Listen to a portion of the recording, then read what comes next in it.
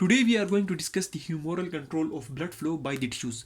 We are basically discussing the local and humoral control of blood flow by the tissues.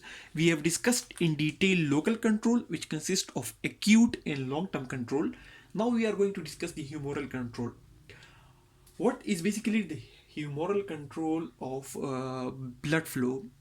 So it's basically the control of blood flow by substances secreted or absorbed into the body fluids. Basically, we have discussed that suppose, for example, this is a tissue and this is another tissue. These are two different tissues. These tissues, they control their own blood flow. Tissues control their own blood flow. Blood of different quantity, blood of different amount flows to this is the amount of blood flow that is flowing to this tissue, and this is the amount of blood flow that is flowing to this tissue.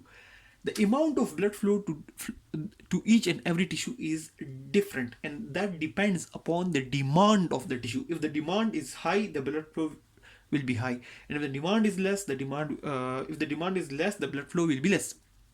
That's something we have discussed again and again and again. And this thing is because of these factors, the tissues, they control their own blood flow.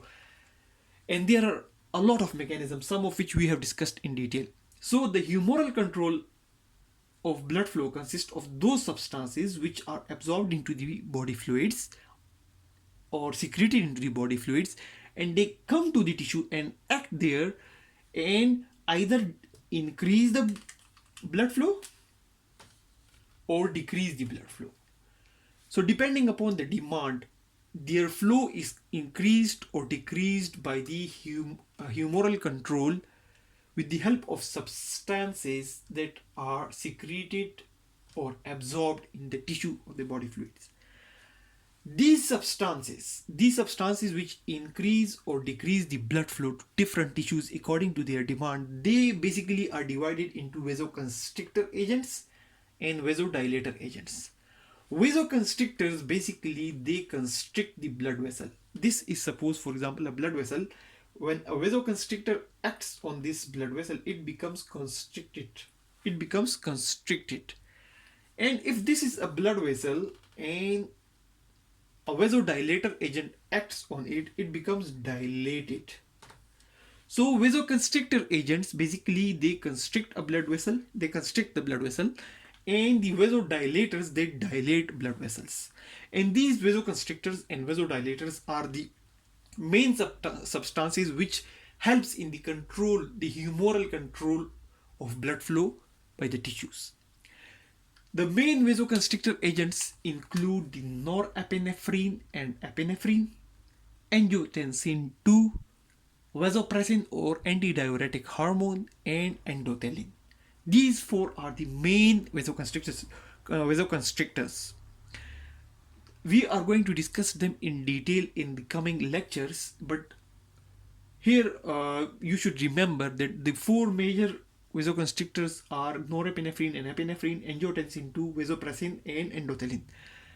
These agents basically constrict the blood vessel, and most of the time they increase the peripheral resistance, due to which the arterial pressure increase.